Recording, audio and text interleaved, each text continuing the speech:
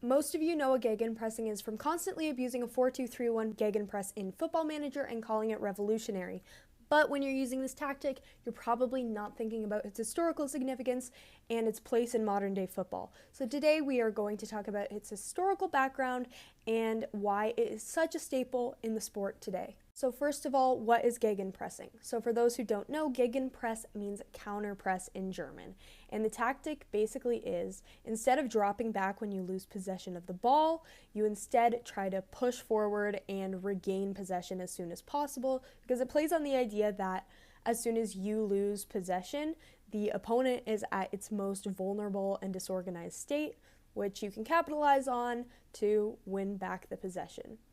It's an extremely useful tactic, and it has actually been called the best playmaker by former Liverpool and Dortmund manager Jurgen Klopp, who is very well known for using the gegenpress. Counterpressing in football has existed since the beginning of the game. However, the more modern concept of the gegenpress had not been fully realized and developed until the 1990s in Germany. The main reason for this new development was German manager Ralf Rangnick, who previously coached teams like RB Leipzig and Schalke 04 and currently coaches the Austrian national team. Rangnick would study teams like Valery Lobanovsky's Dynamo Kyiv and Arrigo Sacchi's AC Milan, because these were teams that emphasized collective movement and coordinated pressing. Rangnick implemented what he saw within his own team, and he kind of instituted three main principles. The first was press immediately after losing the ball. The second, win the ball high up on the pitch. And the third, attack before your opponent is able to reorganize. Rangnick's coaching philosophy and his systemization of the gegenpress would later influence a whole new generation of German managers. Gegenpressing became globally famous through coaches that were influenced by Rangnick's teachings, just like Jurgen Klopp. At Borussia Dortmund in the early 2010s, Klopp built a team that pressed with extreme intensity. When Borussia Dortmund would lose the ball, immediately multiple players would swarm the opponent in order to win it back within seconds. Klopp's system created two major advantages, the first being defensive pressure, because the opponent had no time to create new attacks because Dortmund were constantly disrupting them. And then the second being instant attacking opportunities, because when Dortmund would win the ball back, they were already so high up that they were basically right in front of their opponent's goal and could instantly start making counterattacks. This tactic helped Dortmund win back-to-back Bundesligas in 2011 and 2012 and reach the UCL final in 2013. When Klopp left Dortmund and joined Liverpool, he brought this tactic with them, and intense pressing became a defining feature of Liverpool and led to a lot of their success, such as winning the Champions League and the Premier League. Today, gegenpressing has had a huge impact on how teams play.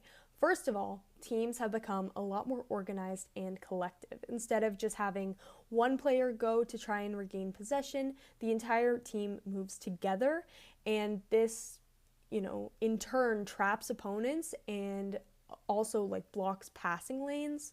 So stuff becomes a lot more synthesized, a lot more compact, and they're able to regain possession a lot easier. Second, gegenpressing has really increased the physical demands of footballers.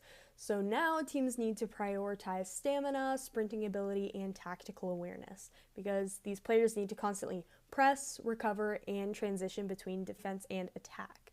And this creates the need for a lot more well-rounded footballers, because players can't just be good at attack or just be good at defense. They have to be able to do everything, because if a gegenpress has to work, everybody needs to be collectively moving together and have that kind of same goal in mind. This tactic has influenced former Chelsea manager and current England manager Thomas Tuchel and former Bayern Munich manager and current Germany manager Julian Nagelsmann.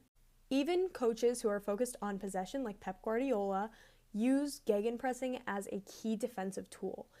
He has even said that the moment after losing possession is the most important defensive moment in the entire game. That is the moment where you can really change the tide and make the game start going in your direction.